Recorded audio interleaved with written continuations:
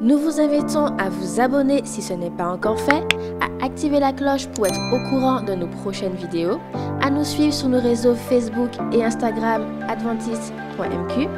Bon visionnage et prenez soin de vous.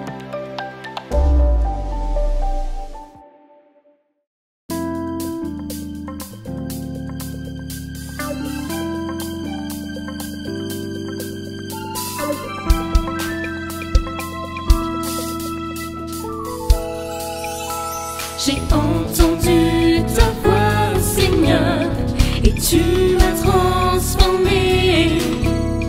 Tu m'as formé comme un disciple pour accomplir ta mission. Maintenant je suis ton serviteur. Me voici, envoie-moi pour annoncer au monde entier que tu es la solution. Oh, oh. Transformé, j'y vais, je marcherai pour toi. Annoncer que tu es le sauveur de toute l'humanité. Transformé, j'y vais, je marcherai pour toi. Annoncer que tu es la solution à ce monde troublé. Oui, j'y vais. Le monde qui tombe de désespoir, égaré et sans repère. Tu ne veux que personne périsse, mais que tu sois sauvé. Je réponds à ton appel, Seigneur. Me voici, envoie-moi pour annoncer cette bonne nouvelle que tu peux tout changer. Oh, oh. Transformé, j'y vais, je marcherai pour toi. Annoncer que tu es le sauveur de toute l'humanité. Transformé, j'y vais, je marcherai pour toi. Annoncer que tu es la solution à ce monde troublé. Oui, j'y vais. Annoncer que tu es notre espoir. Oui, j'y vais.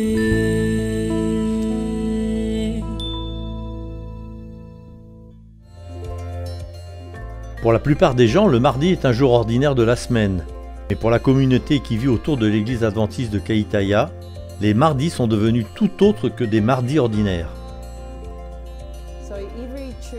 Chaque mardi, nous avons ce que nous appelons un programme pour les enfants.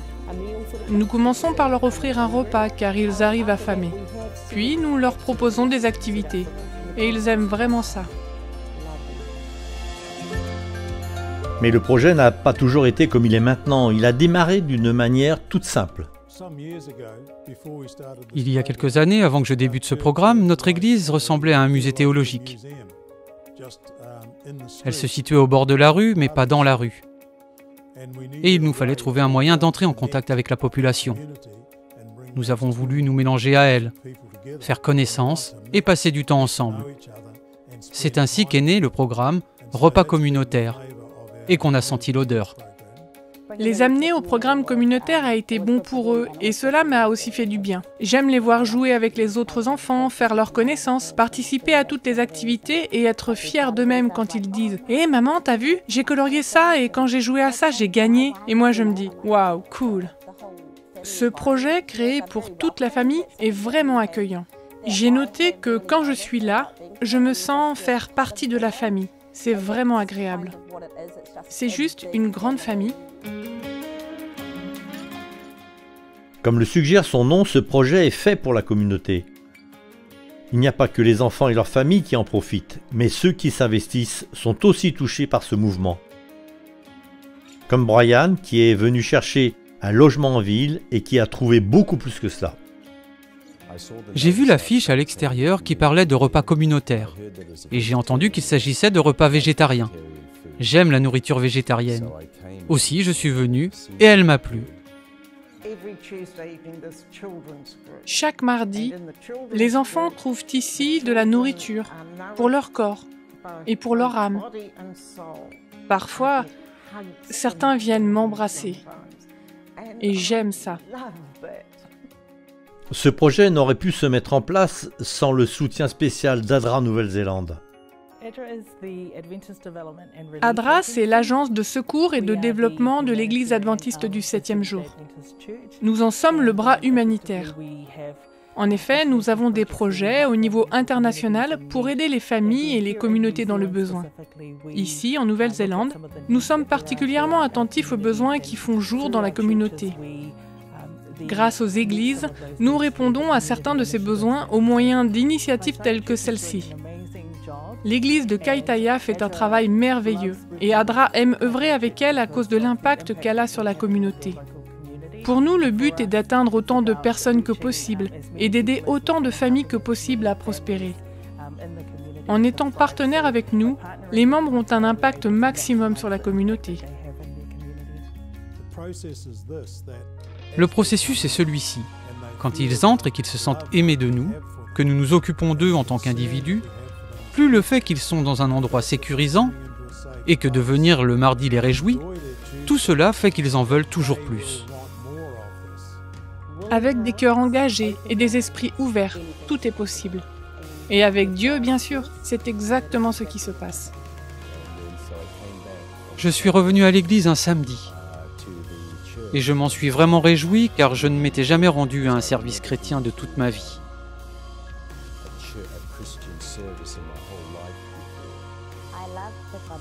J'aime ce projet et mes enfants l'aiment aussi. J'ai aimé l'église, aussi ai-je commencé à les y amener le samedi. Des gestes simples comme ceux-ci nous permettent d'atteindre un niveau plus élevé. Les gens voient que la gentillesse peut vaincre l'indifférence, que la vie est précieuse.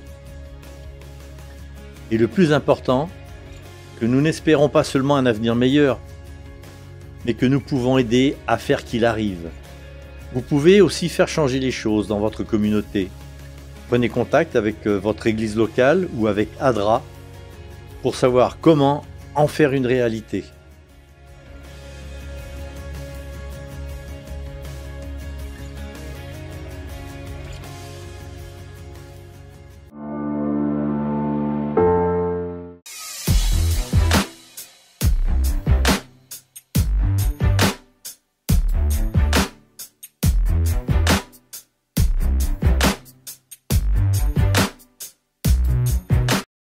Salut à tous, j'espère que tu vas bien. Nous sommes ravis d'être avec toi pour l'étude de notre leçon de l'école du sabbat. Sur le plateau, Lisa. Comment vas-tu, Lisa? Ça va très bien, merci.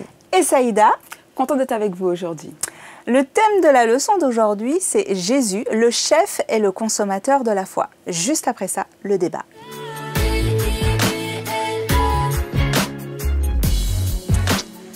Alors, comment on peut définir, comment on peut décrire la foi? Alors, je pense que rien de mieux que de se baser sur la parole de Dieu en lisant Hébreux 11 au verset 1. Or, la foi est une ferme assurance des choses qu'on espère et une démonstration de celles qu'on ne voit pas. Alors, la foi, c'est plus que croire. C'est vraiment la confiance, c'est vraiment avoir la conviction que Dieu peut agir dans ma vie. C'est la manifestation de Dieu dans ma vie. Je pense que c'est ça la foi. Je rejoins ce que Saïda dit, c'est vraiment croire, c'est avoir l'assurance que vraiment les promesses de Dieu se manifesteront dans nos vies. Je rebondis sur ce que tu dis, effectivement, parce qu'on pourrait dire j'ai foi en quelqu'un, tu vois, alors que cette personne-là, elle est faillible. Ouais. Or, la foi en Dieu, c'est quelque chose d'infaillible. Exactement. Dieu, quand il te dit qu'il va faire, quand il dit et la chose arrive et elle existe, voilà, c'est quelque chose qui se fait. Il n'y a pas de doute, il n'y a pas de crainte à avoir. Alors, quand on dit avoir foi, donc c'est croire. Donc, croire en quelque chose qu'on ne voit pas, qui n'est pas perceptible. Comment feriez-vous pour expliquer votre foi cette foi en quelque chose, en quelqu'un que nous ne voyons pas, à un non-croyant? Alors, je lui parlerai de ce que Dieu a fait dans ma vie, ce que Dieu a fait dans nos vies, en fait, parce que ça aura plus d'impact, en fait, si je lui lis simplement la parole de Dieu. Certes, il va la connaître, mais il ne va pas l'expérimenter. Donc, lui parler de ma foi, c'est vraiment lui montrer que Dieu agit. Même s'il y a des moments de doute, même s'il y a des moments de crainte, même s'il y a des moments où je suis au plus bas, mais la foi, c'est de se dire que, voilà, j'ai l'espérance. J'ai l'espérance qu'il y aura un avenir meilleur. J'ai l'espérance, en fait, que Dieu pourvoira à mes besoins. Tu disais, Saïda, que la foi, tu lui expliquerais comment se manifeste la foi au quotidien dans ta vie. J'aimerais savoir comment elle se manifeste au quotidien dans ta vie. Par des paroles encourageantes, par des gestes amicaux, par ma présence à ses côtés quand il traverse des moments difficiles, par ma prière, en fait, pour lui, par des sourires, même s'ils sont cachés, par des masques. C'est par des petites choses, mais qui vont le toucher. Très bien. Je te rejoins, effectivement, je pense que la foi se manifeste dans notre vie, en tout cas dans la mienne, par ces petites choses, mais aussi par l'attitude des personnes qui m'environnent. Par un sourire, comme tu disais, par une attention particulière, par un petit mot. On est plus sensible, effectivement, à ces petites attentions, surtout quand nous sommes dans une situation délicate. Effectivement, eh bien, je rebondis sur ce que tu dis, Florine, et c'est ce que Jésus faisait. Voilà, il soignait les maux des gens. Et c'est ce qui a touché. Et je pense que c'est ce qui touche encore aujourd'hui. C'est parce que voilà, il agit sur nos maux, sur nos douleurs, et ça fait du bien. Alors, est-ce qu'on peut penser par rapport à ce que tu dis, notamment que Jésus agit sur nos maux, pense nos douleurs, est-ce qu'on peut penser que la foi est transmissible? Est-ce que vous pensez qu'on peut transmettre la foi? Et si oui, comment? Alors moi, je ne pense pas que la foi peut se transmettre comme une Bible qu'on donnerait à quelqu'un. Tout à l'heure, tu as parlé d'attitude. Effectivement, notre attitude est déjà une première approche en fait à cette foi. C'est-à-dire que de par notre attitude, la personne en face va avoir envie de faire confiance à Dieu et aussi d'expérimenter cela. Et au fur et à mesure de son cheminement, sa foi grandira pour la gloire de Dieu. Alors, je suis un peu partagée par rapport à ce que tu as dit, Lisa, parce qu'en fait, la transmission, l'éducation, c'est une transmission. Et effectivement, si tu grandis dans un foyer où tu sais qu'on t'apprend que Dieu existe, que Dieu est le créateur de l'univers, que les scientifiques disent que l'homme descend du chêne, mais toi, tu sais que Dieu est Dieu. Et au fur et à mesure, effectivement, que tu vas grandir, que tu vas cheminer, que tu vas approfondir ta relation avec Dieu, effectivement, là, ta foi va s'agrandir. Mais je pense que c'est lié. C'est lié, oui. Je vous rejoins, je suis d'accord avec vous. Et je voudrais vraiment réaffirmer, en ce qui me concerne, que la foi est transmissible, effectivement, je crois, et en tout premier, par notre attitude. On véhicule une certaine image quand on a foi en notre Dieu. Nous avons effectivement une façon de voir, une perception qui, à mon sens, est différente quand on croit, quand on a foi en notre Dieu. Et donc, je crois que déjà, peut-être inconsciemment, on transmet la foi par cette façon d'être. Alors, j'aimerais qu'on reprenne l'exemple de ce non-croyant. Nous sommes 3 amis, et parmi ces 3 amis, je suis celle qui ne croit pas en Dieu. Je suis celle qui n'a pas foi. Et je vous dis, je n'ai pas foi en votre Dieu, je n'y crois pas. Mais je sais que je peux m'approcher de Dieu. J'aimerais savoir ce que vous en pensez. Est-ce que pour vous, il est possible de s'approcher de Dieu sans avoir foi? Mais comme on l'a dit précédemment, avoir la foi, c'est croire avant tout. Donc, c'est croire en Dieu. Du coup, je ne peux pas m'approcher de quelque chose, d'un Dieu en qui je ne crois pas. Donc, c'est très difficile en fait de s'approcher d'un Dieu dont on ne croit pas. Donc, pour moi, c'est ce que je pense. Par contre, je pense que ne pas avoir foi en Dieu n'empêche pas cette rencontre avec Dieu. Ça n'empêche pas que je rencontre Dieu malgré tout. Effectivement, je te rejoins tout à fait. Et la foi, comme on disait, c'est un cheminement. C'est-à-dire que tu donnes ta vie, tu fais alliance avec Christ à 12 ans. Forcément, la foi que tu avais à 12 ans, maintenant tu en as 30, tu en as 40 ans, ne sera pas la même. Parce que voilà, tu as cheminé, tu as grandi, tu es tombé, tu t'es relevé, exact. Tu as avancé, tu as rampé pour aller, parce que tu sais que voilà, le ciel t'attend, parce que tu sais qu'il y a l'éternité. Donc effectivement, mais la démarche même de se dire, je veux m'approcher de Dieu, c'est déjà une forme d'humilité. En se disant que par mes propres forces, je n'y arrive pas. Et seul le Dieu dont tu me parles, seul le Dieu que tu témoignes, seul le Dieu que je te vois en fait vivre, lui seul peut faire quelque chose pour moi. Donc finalement, d'après ce que vous nous dites, ce que vous me dites, à moi non-croyante, c'est que la foi, si je n'ai pas la foi, je ne peux pas m'approcher de Dieu. Par contre, je peux quand même le rencontrer. Exact. Et d'ailleurs, cette rencontre est l'élément générateur de la foi. C'est à partir de là, c'est le déclic qui se créera en moi pour que je puisse avoir foi en Dieu. Mais Dieu aussi peut se rapprocher de toi, par une personne justement, comme on disait, par un sourire, par une parole d'encouragement. Dieu se laissera toujours approcher. Après, c'est soit, comme on dit, soit on lui ouvre la porte, soit on ne lui ouvre pas. Mais il se laissera toujours approcher de toi. Merci, nous sommes arrivés à la fin de notre débat. Alors, merci à Lisa et à Saïda. Quant à nous, nous nous retrouvons la semaine prochaine pour une nouvelle leçon. Restez connectés pour la suite du programme.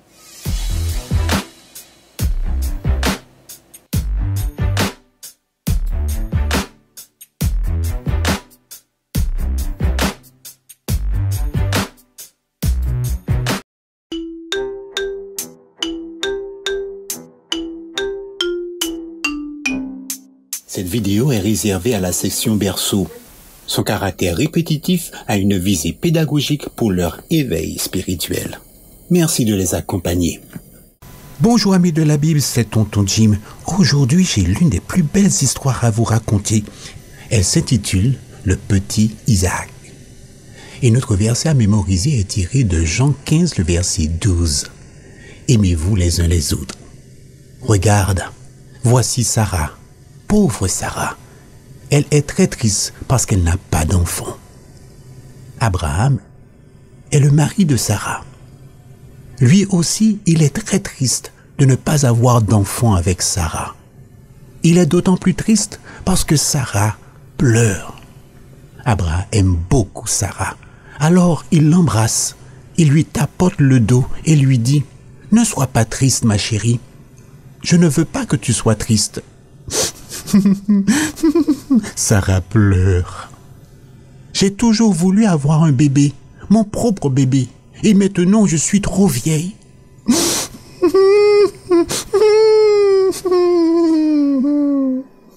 Alors Abraham dit à Sarah, je sais que tu veux d'un bébé, je veux aussi d'un bébé. Dieu nous a promis qu'il nous donnerait un fils, mais maintenant nous sommes si vieux, mais ne pleure pas, ma chérie, tout ira bien. Un jour, Abraham vit 3 hommes. Ils étaient étranges. Ils se tenaient debout près de sa tente. Ils avaient l'air fatigués après avoir fait un long voyage.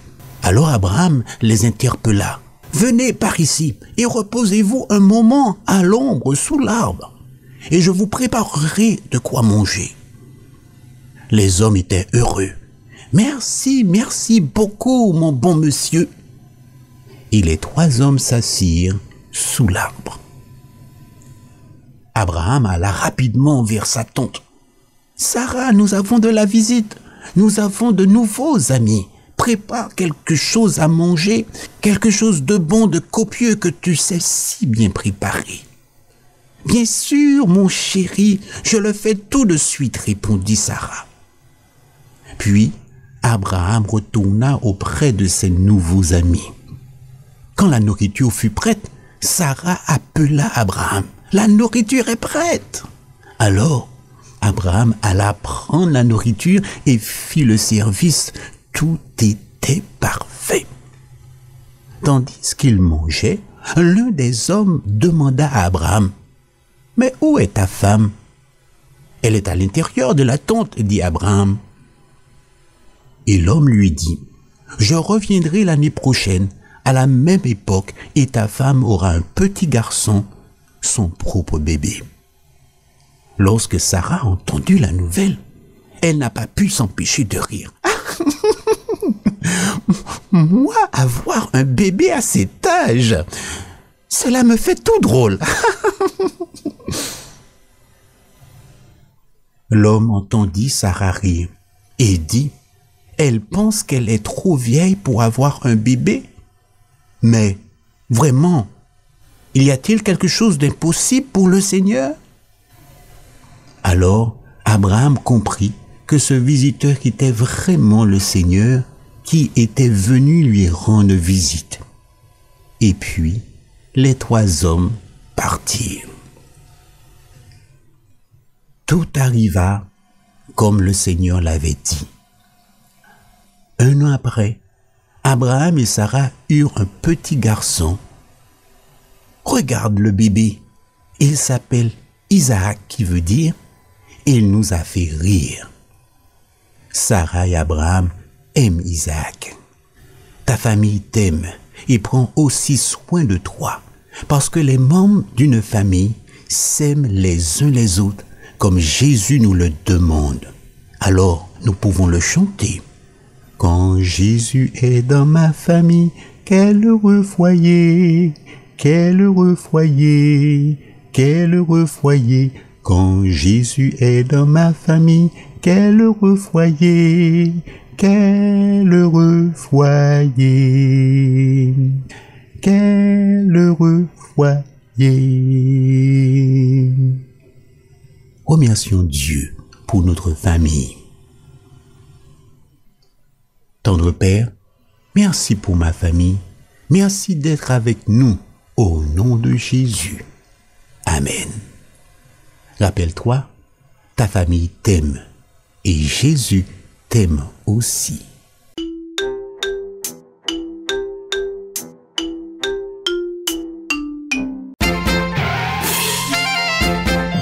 Bonjour les enfants, ici c'est Lorena qui vous parle et aujourd'hui je vous amène une histoire qui s'appelle Lot choisit le premier.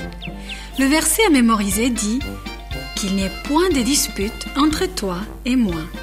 Et il se trouve à la Genèse, chapitre 13 et le verset 8. Et le message d'aujourd'hui nous dit que les personnes pleines de bonté font passer les autres en premier. Abraham entendit des paroles de colère au loin. Il regarda Sarai, sa femme. « Ce doit être les bergers. Ils s'équerraient encore, dit-il tristement. Abraham sortit dans la lumière du soleil. « Oh, maître Abraham, maître Abraham !» crièrent plusieurs bergers qui accouraient vers lui. « Mais qu'est-ce passe-t-il maintenant ?» demanda Abraham. « Oh, maître, ce matin, nous avons commencé à déplacer les troupeaux de moutons. Mais les serviteurs de Lot, ton neveu, nous ont suivis partout. Chaque fois que nous avons trouvé un bon endroit où les moutons pourraient brouter, ils nous ont jeté ainsi qu'aux moutons des pierres et des bâtons. » Abraham ferma ses yeux. Il aurait tant voulu que le problème s'en aille. Mais il savait que c'était impossible. Lot et lui-même étaient très riches maintenant, avec ses immenses troupeaux de moutons et de chèvres. Leurs serviteurs se disputaient à propos des riches pâturages et des pointes d'eau depuis longtemps. Il était temps que les querelles cessent. « Je vais m'en occuper, » dit Abraham à ses serviteurs. Bientôt, il se tenait devant la tente de Lot. « Oncle Abraham !» s'exclama Lot. « Mais quel bonheur de te voir! Mais qu'est-ce qui t'amène à ma tente au milieu du jour ?»« Viens marcher avec moi, » répondit Abraham. « Je vais te montrer quelque chose. » Les 2 hommes montèrent sur une petite colline. De là, ils pouvaient voir toute la vallée qui s'étendait sur leurs yeux. « Lot, nos serviteurs se disputent à propos des pâturages et des lots, » dit Abraham. « Cette portion du pays ne peut supporter tes troupeaux et les miens. Qu'il n'ait point de dispute entre toi et moi. Le temps est venu de nous séparer. » Lot hocha la tête. Il savait que son oncle avait raison. Abraham regarda à travers la campagne que Dieu lui avait promise. « Choisis où tu veux demeurer. Si tu vas à gauche, moi j'irai à droite, et si tu vas à droite, J'irai à gauche. Lot regarda à travers le pays. À gauche, il aperçut des bons pâturages. Ce serait un bel endroit pour vivre, mais à droite, les pâturages étaient plus riches et le fleuve fournirait de l'eau en abondance. Quel endroit merveilleux pour y habiter. J'irai à droite, dit Lot. D'accord, dit Abraham, j'irai à gauche. Abraham reconduisit Lot à sa tente et rentra chez lui. Sarai, nous devons faire les bagages. La querelle chez les bergers sera bientôt chose du passé. Nous déménageons, conclut Abraham.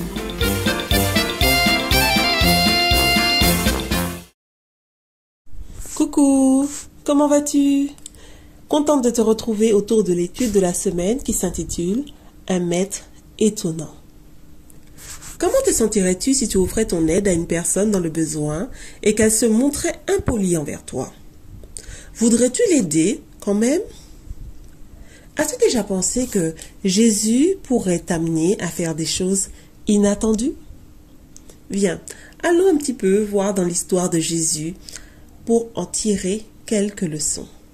Comme nous l'avons vu sabbat dernier, les disciples ont suivi les instructions de Jésus et ont trouvé le lieu désigné pour passer la Pâque tous ensemble. Vois-tu, à cette époque, la ville de Jérusalem était bondée car tous les Juifs voulaient fêter ces quelques jours dans l'année où ils se rappelaient le grand jour où les Israélites avaient été délivrés de l'esclavage en Égypte. Après une longue et fatigante journée, Jésus et ses 12 disciples entrèrent dans la chambre haute. Ces derniers entretenaient de grands espoirs car Jésus avait parlé d'établir son royaume et ils s'attendaient à ce qu'il se lève contre les oppresseurs romains et forme son propre gouvernement. Les disciples pensaient que la Pâque serait le moment propice où Jésus ferait cela en présence de la grande foule. Alors, une question agitait les disciples. Qui Jésus allait-il nommer dans son cabinet? Quels seraient ses premiers ministres? La mère de Jacques et Jean avait même intercédé auprès de Jésus pour ses fils. Les disciples en voulaient à Jacques et Jean et avaient exigé une explication. Alors, je te laisse imaginer que quand ils arrivèrent dans la chambre haute, ils ne parlaient plus. Mais ils essayaient tous de s'asseoir au plus près de Jésus. Tu vois un petit peu comme les frères et sœurs se battent pour s'asseoir sous les genoux de leur père. Tu peux imaginer les regards défiants, les toisements. En clair, l'ambiance était lourde et tendue. Pendant ce temps, Jésus réfléchissait, lui, aux événements du lendemain.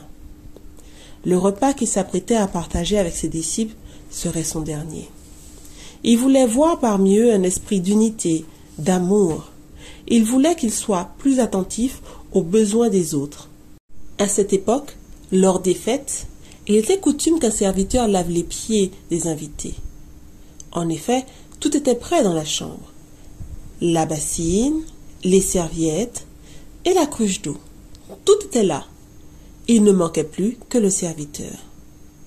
Les disciples s'observaient et se jaugeaient. Jésus regarda chacun de ses disciples. Une même idée les habitait tous. Seul un serviteur peut faire cela. Alors, Jésus se leva et enleva son manteau. Il se ceignit d'un linge et versa de l'eau dans une bassine. Les disciples se sentirent très mal à l'aise, se demandant ce que Jésus allait faire. Jésus demanda à Pierre de mettre ses 2 pieds dans l'eau. « Seigneur, vas-tu me laver les pieds ?» demanda-t-il. Jésus lui répondit, « Tu ne comprends pas ce que je fais, mais tu le comprendras un jour. »« Non, Seigneur, dit Pierre, en retirant ses pieds, tu ne peux pas me laver les pieds.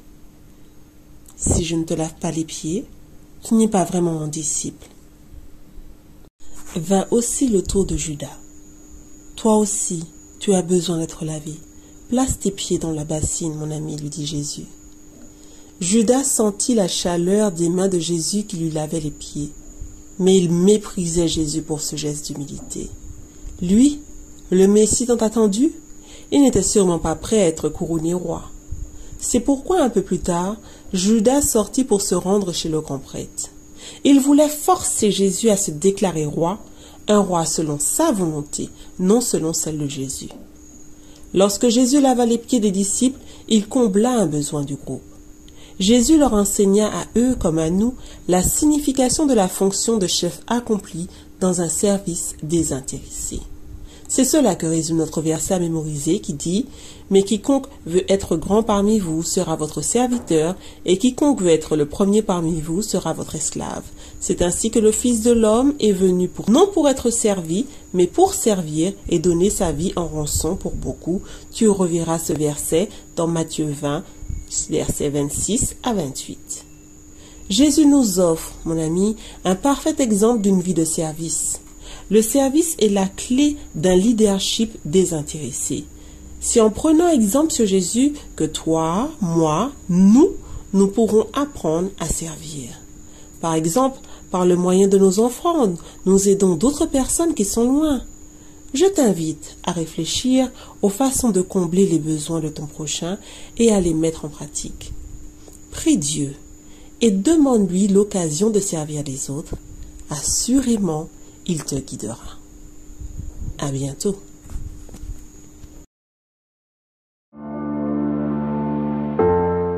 Top chrono! C'est parti les amis pour les Olympiades de la foi. Les Olympiades de la foi? Tu n'es pas au courant, Naëlie? C'est le parcours destiné aux enfants et aux adolescents, comprenant des défis, des actions missionnaires, des textes bibliques à mémoriser et encore et encore. Ça doit être génial! Je le pense aussi. Chaque semaine, avec les encadrants des églises, tu pourras participer à ce programme et obtenir une médaille à la fin du parcours. Une médaille? Nous serons des champions! Alors je cours vite annoncer cette nouvelle à tous mes amis. Fais comme moi!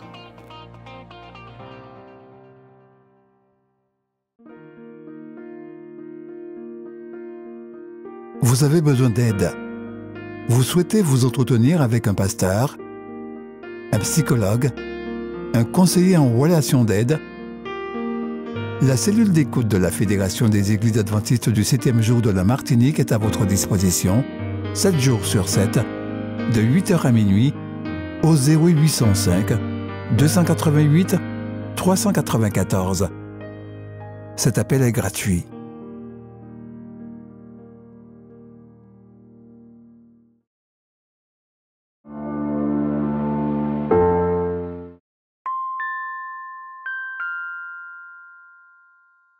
Seigneur, pardonne-moi pour avoir utilisé tes dîmes dans des temps difficiles.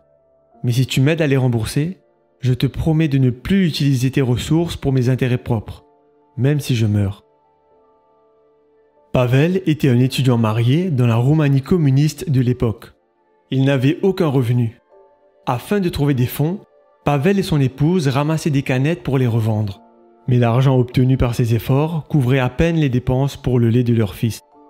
Ne disposant de rien et étant affamé, Pavel décida d'emprunter 40 lei, la monnaie roumaine, de l'argent de sa dîme pour acheter à manger pour sa famille. Il prit l'argent, projetant de le rendre aussitôt que possible, pensant que Dieu comprendrait. Mais les choses empirèrent. Son père mourut, et il ne reçut plus l'aide de ce dernier. Un jour, alors qu'il rentrait de l'université, Pavel trouva une lettre qui contenait 50 lei. Cette fois-ci, il résista à la tentation. Il envoya aussitôt au trésorier de l'église les 40 lei qu'il devait à Dieu, puis les 5 lei qu'il devait comme dîme pour son nouveau cadeau. Avec les 5 lei restants, Dana et lui ne purent acheter que du pain et du yaourt. Quelques jours plus tard, un vieil homme âgé de 90 ans, membre d'église, lui demanda « Tu n'as pas l'air d'aller bien. Que se passe-t-il? Pourquoi ne prends-tu pas le bus au lieu de marcher ?» Pavel ne put esquiver toutes ces questions. Comprenant la situation, l'homme dit « Eh bien, je suis un avocat à la retraite et j'ai un peu d'argent. J'ai prié et j'ai demandé à Dieu qui je pouvais aider. Maintenant je sais. À partir d'aujourd'hui, jusqu'à ce que tu termines tes études universitaires, je t'enverrai 500 lei par mois pour prendre soin de tes besoins. » Et il ajouta « Mais n'oublie pas de partager avec les autres quand tu es béni. » Pavel Goya est actuellement éditeur du Ministry Magazine à la Conférence Générale. Alors que vous rendez votre dîme et que vous vous engagez, souvenez-vous toujours que c'est dans les moments les plus sombres de la vie que vous expérimenterez sans doute la puissance restauratrice de Jésus. Mettons le désir en dernier et Dieu en premier.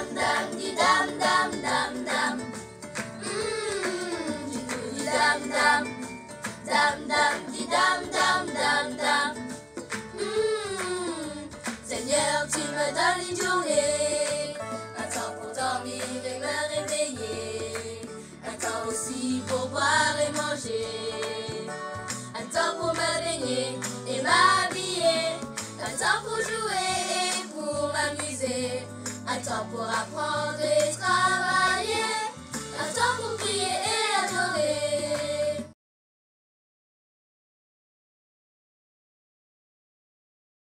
Mamie, j'aime visiter les aînés avec toi. Penses-tu que j'ai le don de les rendre joyeux? Elles sont très heureuses, figure-toi. Elles apprécient beaucoup les petits chants et les vidéos que tu leur envoies. Moi, je crois que tu as le don d'aider les gens, de les rendre joyeux. Et Stella a d'autres dons aussi, mamie. Le don d'écrire, le don de décorer et surtout celui de rire. Ça, c'est vrai. Je suis contente que tu aies découvert les talents de ta sœur et que tu les apprécies surtout. En fait, c'est ça la famille. C'est dans la famille que l'on découvre les talents les uns des autres. Moi, je fais que m'améliorer en dessin. Bientôt, toutes mes gravures seront affichées au mur de la maison. Je suis un génie.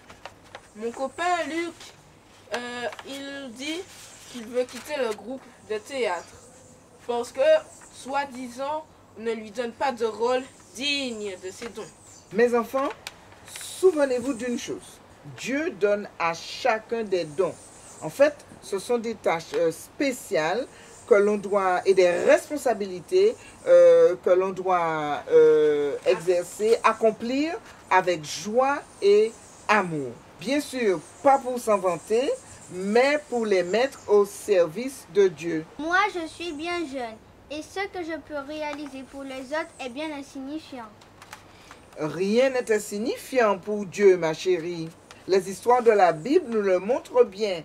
Et d'ailleurs, il y en a une que j'aime beaucoup parmi toutes ces histoires de la Bible. Raconte-nous la mamie. C'est l'histoire d'un homme qui partait en voyage. Alors il appela ses serviteurs et il leur distribua des talents. Donc, il donne 5 talents au premier. Ensuite, au deuxième serviteur, il donne 2 talents. Et au troisième serviteur, il donne 1 talent. Et puis, il part. Longtemps après, il revient et il appelle ses serviteurs. Parce qu'il faut qu'il lui rende compte de ce qu'il leur avait donné. Alors évidemment, celui à qui il avait donné 5 talents revient et puis lui dit, voici, tu m'avais donné 5 talents, eh bien ça a rapporté encore 5 autres talents. Et le maître le félicite. Il l'appelle bon et fidèle serviteur. Et puis le deuxième arrive. Tu m'avais donné 2 talents, voici, je les ai fait fructifier et maintenant je te remets 4 talents. Le maître lui aussi, il félicite ce serviteur-là. Il l'appelle lui aussi bon et fidèle serviteur. Et celui qui n'avait reçu qu'un seul talent du maître? Alors il arrive tout penaud et puis il dit au maître, voici, tu m'avais donné un talent, je l'ai enfoui, je l'ai caché, donc voilà, je te remets ce qui est à toi. Pourquoi n'a-t-il pas fait comme les autres? Quelle idée d'aller enterrer un talent! Ce serviteur-là, Jésus l'a appelé serviteur inutile. Et souvent, nous sommes comme ce serviteur inutile. Pourtant, Dieu nous comble de talents.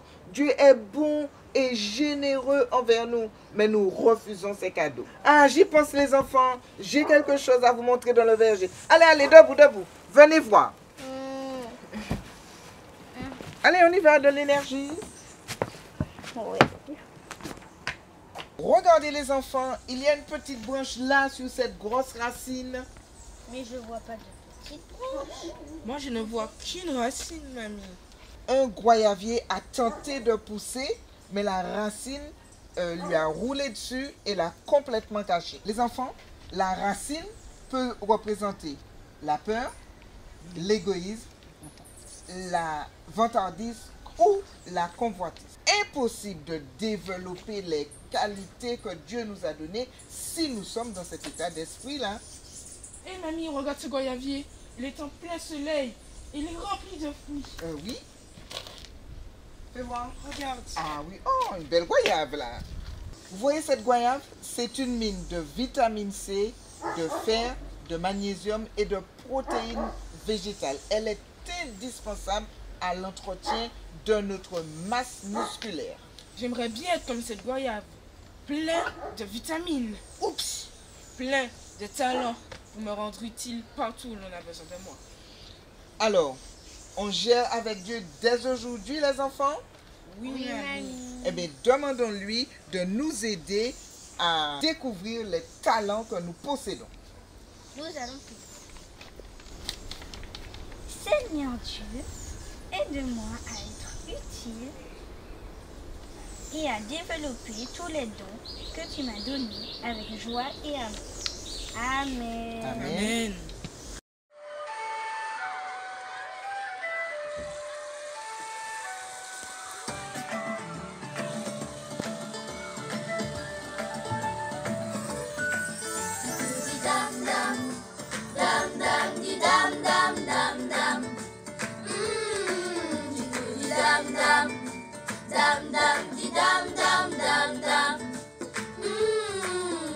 Seigneur, tu me donnes une journée, un temps pour dormir et me réveiller, un temps aussi pour boire et manger, un temps pour me baigner et m'habiller, un temps pour jouer et pour m'amuser, un temps pour apprendre et travailler, un temps pour prier et adorer.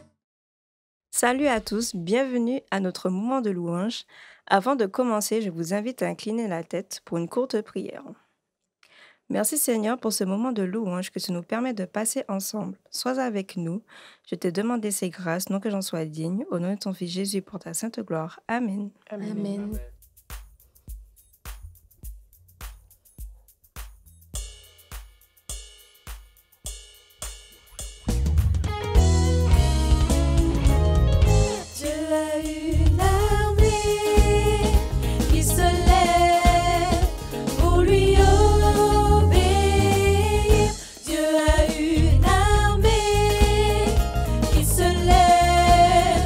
Pour le servir.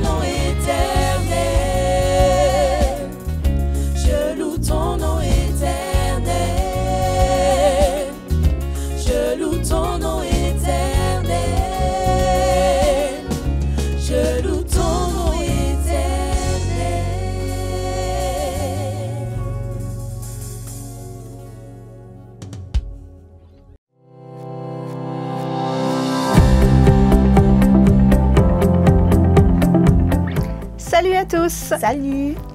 Aujourd'hui, nous vous le rappelons, c'est le mois des jeunes. Alors aujourd'hui, c'est une journée spéciale, c'est la journée des publications. Et d'ailleurs, nous sommes en présence du responsable du département des publications, Charles Carpi.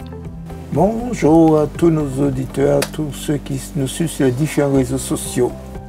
Alors Charles, nous avons 3 questions pour toi.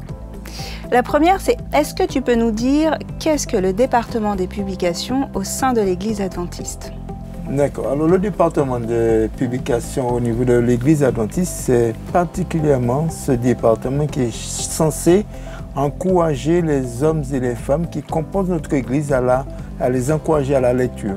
Et aussi, il y a un double objectif dans cela, c'est-à-dire permettre à ceux qui sont à l'extérieur, qui ne connaissent pas notre Église, de pouvoir faire connaissance avec nous grâce à la lecture que nous avons, grâce à la littérature que nous leur proposons, et aussi renforcer, consolider dans la foi ceux qui sont au sein de notre Église. Donc voici, en quelques mots, ce qu'on pourrait dire du département des publications et notre rôle. D'accord. Et en 2 points, est-ce que tu peux nous dire comment motiver les jeunes à lire? Alors, aujourd'hui, quand on regarde, il y a des jeunes qui n'aiment pas lire, qui ont du mal à pouvoir prendre un livre. Alors, ce que nous voulons faire, c'est déjà les encourager à pouvoir jumeler la lecture avec le son numérique, parce qu'il y a beaucoup de possibilités d'avoir des livres sur le numérique. Donc, nous les encourageons à jumeler ça et à faire en sorte que lorsqu'ils ont envie de lire, de pouvoir utiliser ces 2 supports. Et puis deuxièmement, nous encourageons les jeunes à ne pas, quand ils veulent démarrer la lecture de la Bible et puis aussi d'autres livres, parce qu'il n'y a pas que la Bible seulement qu'on lit, il y a d'autres livres, et bien encourager les jeunes à faire un choix de lecture qui les intéresse. Parce que quand un jeune choisit un livre qui l'intéresse, il a envie d'aller jusqu'au bout. Donc il y a des livres que nous avons qui peuvent être agréable à lire, des biographies, des livres où le jeune trouve une certaine motivation, mais c'est ce que nous encourageons à le faire, mais éviter tout ce qui va peut-être bloquer au départ une envie de lire. Ok. Et du coup, qu'attends-tu réellement de cette journée? Alors, pour nous, chaque fois que nous avons la journée des publications au sein de notre fédération, c'est permettre à tout un chacun de pouvoir envie de partager la lecture, de faire quelque chose à travers les livres que nous avons. Et c'est pourquoi particulièrement aujourd'hui, 12 mars, eh bien, nous voulons dire à tout un chacun qu'ils ont la possibilité de partager la bonne nouvelle grâce au fait qu'on a une documentation, on a des livres qui ont un impact, qui peut jouer, qui peut faciliter la connaissance tant physique, mentale, sociale et spirituelle pour tout être humain. C'est ce que nous encourageons en ce jour-là. Nous te remercions Charles. D'ailleurs, nous profitons, un jeune prêchera en ce sens, donc nous vous invitons à le regarder très prochainement.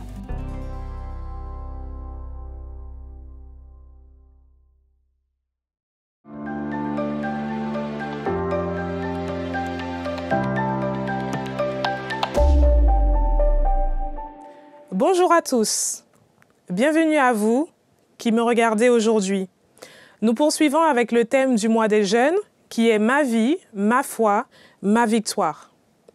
Aujourd'hui, notre fédération additionne avec beaucoup de joie 2 départements de notre mouvement adventiste, les JA et les publications. C'est vrai qu'à première vue, vous vous demandez peut-être quel est le lien entre les 2. Et je suis d'ailleurs tentée de vous demander là tout de suite si vous aimez lire de manière générale. Mais je ne suis pas trop sûre que vos réponses iront dans la direction où Dieu veut vous mener ce matin. Alors je vous laisserai répondre de façon personnelle. Toutefois, je suis persuadée que le message que Dieu a pour vous aujourd'hui vous donnera le désir d'associer non seulement ces 2 départements de manière plus naturelle, mais de découvrir également tous les bienfaits que la lecture de sa parole pourra avoir dans vos vies. Je vais rentrer dans le vif du sujet en vous disant tout de suite que lire procure du plaisir. Oui, c'est bien ce que je viens de dire. Lire procure du plaisir. Me concernant, ceux qui me connaissent savent que je fais partie de la team lecture. Donc je suis vraiment convaincue par cette affirmation. Et j'espère que vous le serez également après cette exhortation. Lire permet de mettre pause sur nos soucis. Lire permet de nous éloigner de ce qui peut s'avérer être stressant pour nous au quotidien. Pour comprendre un livre, il nous faut retenir une certaine quantité d'informations. Du coup, ça nous aide à développer nos capacités cognitives, mais également notre mémoire. Du moins, quand on ne s'endort pas devant. Quand on ne s'endort pas, la lecture est un véritable bienfait. Je vous invite à prendre avec moi un texte essentiel que l'on trouve dans la plus belle des bibliothèques, la Bible, n'est-ce pas? Prenons ensemble 2 Timothée 3, 15 à 17. Ce texte nous dit « Oui, tu connais les livres saints depuis ton enfance. Ils sont capables de te donner la sagesse. Cette sagesse conduit au salut quand on croit en Jésus-Christ. Tous les livres saints ont été écrits avec l'aide de Dieu.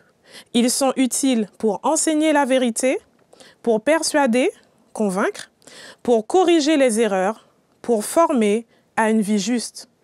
Grâce aux livres saints, l'homme de Dieu sera parfaitement préparé et formé pour faire tout ce qui est bon. » Dans ce passage, l'apôtre Paul s'adresse à Timothée, un jeune qu'il considère comme son fils. D'un côté, nous avons une personne d'un certain âge et de l'autre, un jeune. Et tous deux partagent un lien fort avec la lecture des livres saints. Lorsqu'on se penche sur ce passage avec attention, on se rend compte que Paul mentionne 2 faits importants. Nous allons voir cela au verset 15. Premièrement, le jeune Timothée connaît les Saintes Écritures depuis son enfance, c'est-à-dire que c'est un connaisseur, un lecteur assidu. Le deuxième fait évoqué est que la connaissance des Saintes Écritures donne de la sagesse et mène au salut. Un point essentiel lorsque l'on croit, n'est-ce pas? On observe finalement une véritable connexion entre ce jeune Timothée et les Saintes Écritures.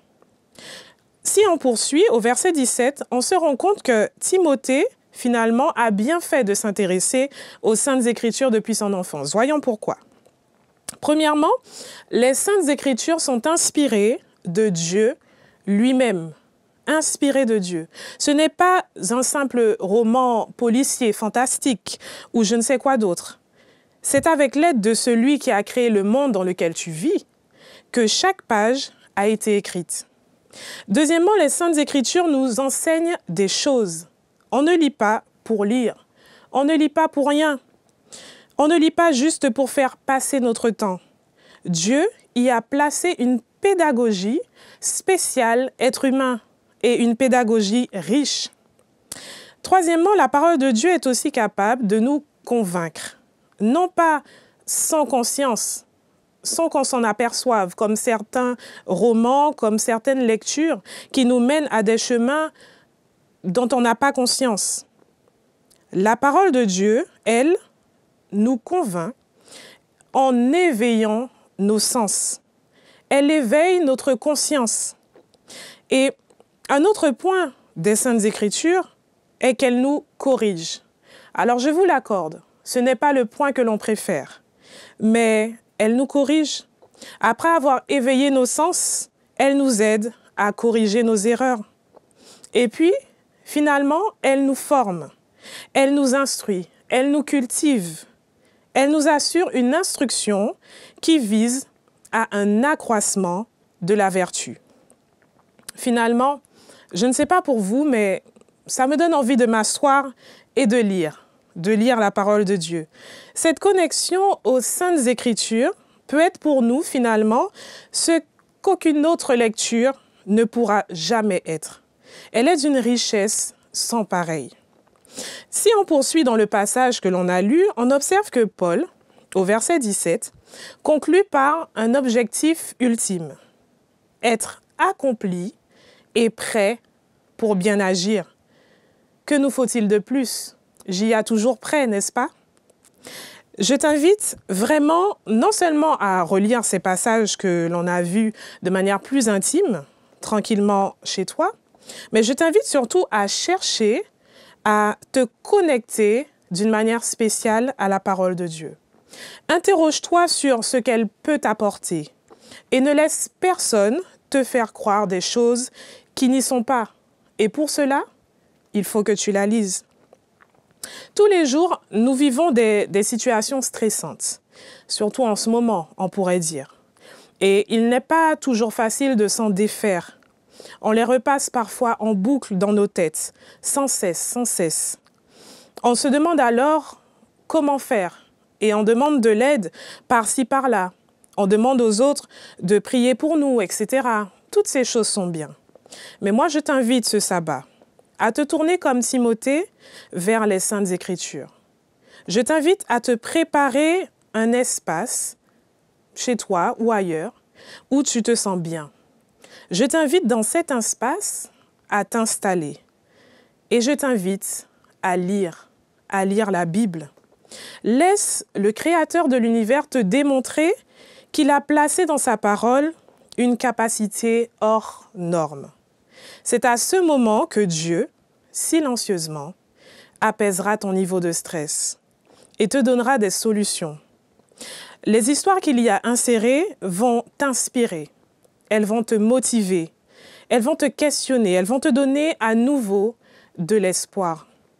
Crois-moi, Dieu peut faire ça à travers sa parole.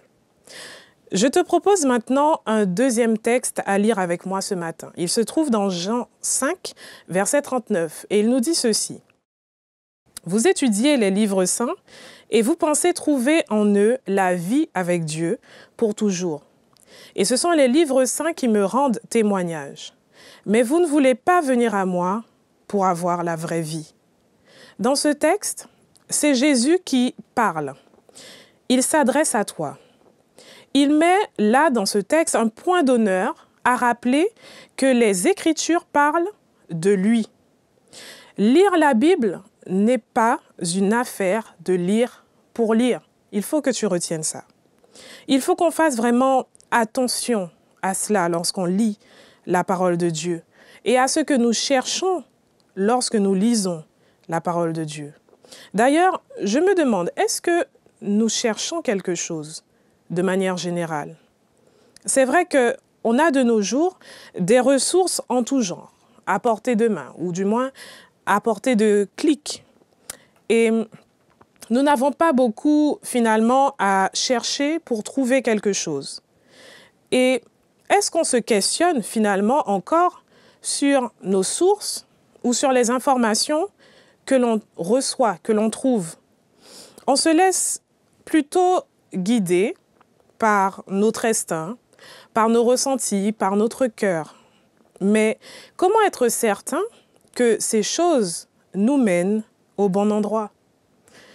Si toutes ces choses sont conformes à la volonté du Créateur pour toi, alors oui.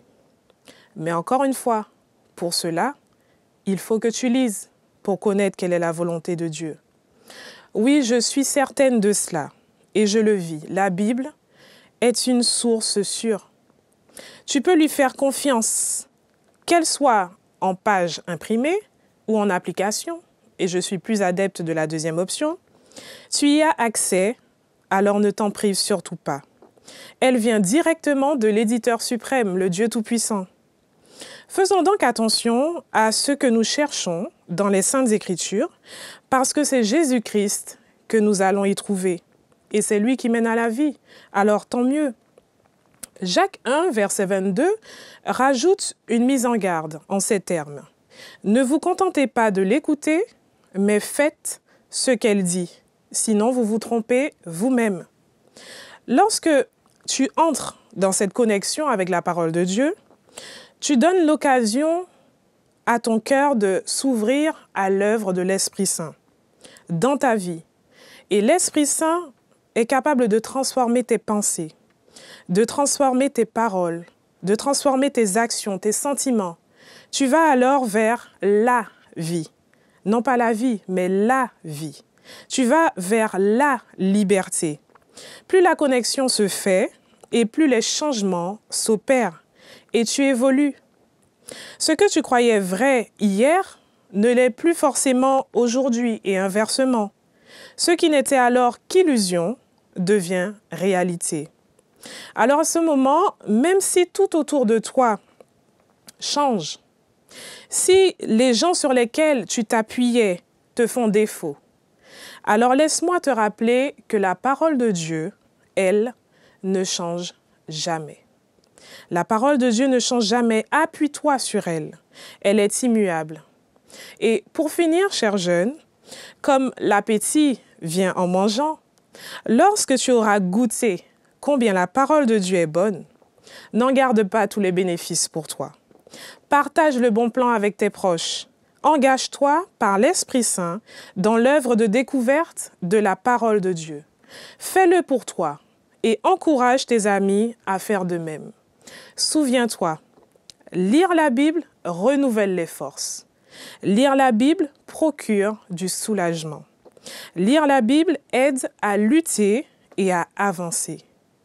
Pour la partager, je te donne quelques pistes rapidement. Tu peux par exemple avoir un livre ou la Bible à donner toujours sous la main. Soit dans ton sac, soit dans ta voiture, dans ta boîte à gants, dans ton coffre, ou même dans ta poche si tu as cette possibilité. Tu peux également partager un texte que tu apprécies, un texte qui retient ton attention sur les réseaux sociaux. Tu peux organiser des groupes de lecture, passer de bons moments avec tes amis tout en échangeant autour de la parole de Dieu. Et tu peux également avoir des livres ou plusieurs Bibles à disposition chez toi au cas où. Ce sont quelques pistes, mais je laisse l'Esprit Saint te conduire vers d'autres pistes. Si tu veux croître, prends le temps d'écouter Dieu te parler à travers sa parole sainte. Chers jeunes, je nous invite ce matin, je t'invite, mais je m'invite également, donc je nous invite à devenir des passionnés de Dieu et des porteurs d'espoir à travers les Saintes Écritures. Que Dieu te bénisse.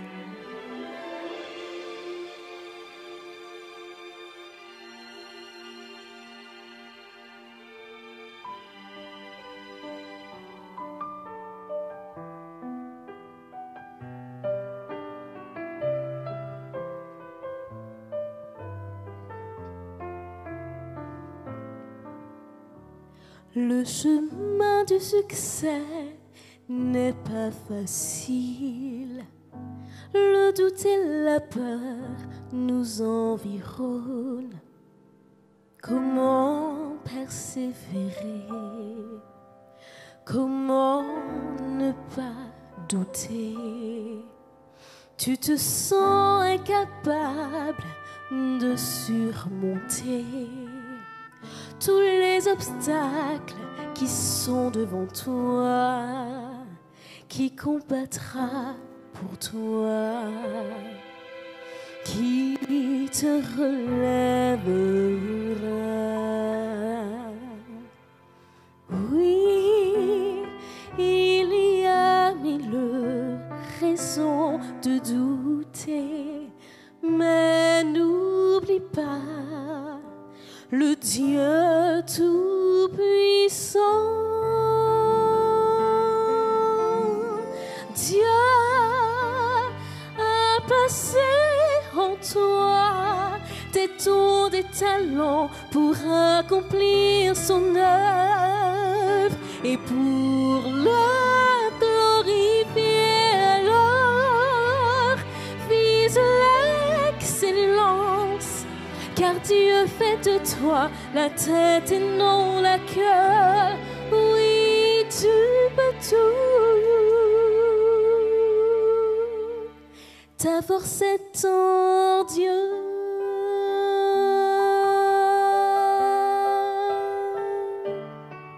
Trop souvent dans la vie, tu as douté tes plans divins formés pour toi. Dieu ne t'oublie jamais, car ses plans sont parfaits. N'oublie pas qu'en Jésus, tout est possible, car il est le Dieu de l'impossible. Viens à lui tel que tu es, il connaît ton potentiel. Oui, il y a mille raisons de douter, Dieu tout-puissant, Dieu a placé en toi des dons, des talents pour accomplir son œuvre et pour le glorifier. Alors, vise l'excellence, car Dieu fait de toi la tête et non la queue. Oui, tu peux tout. Il voit ta faiblesse et désire te relever. Avance donc par la foi.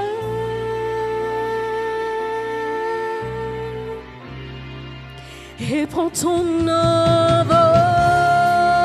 Tous ceux qui comptent sur l'Éternel renouvellent leur force, ils prennent leur envol comme les aigles et ils ne se fatigueront pas.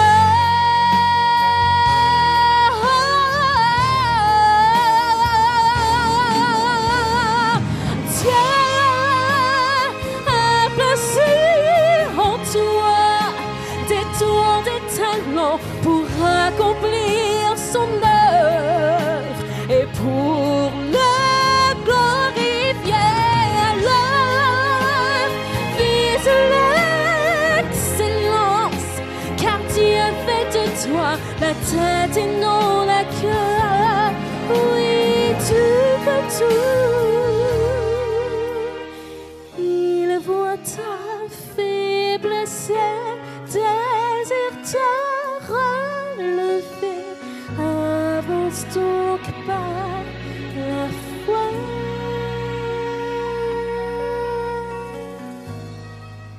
Et prends ton envol.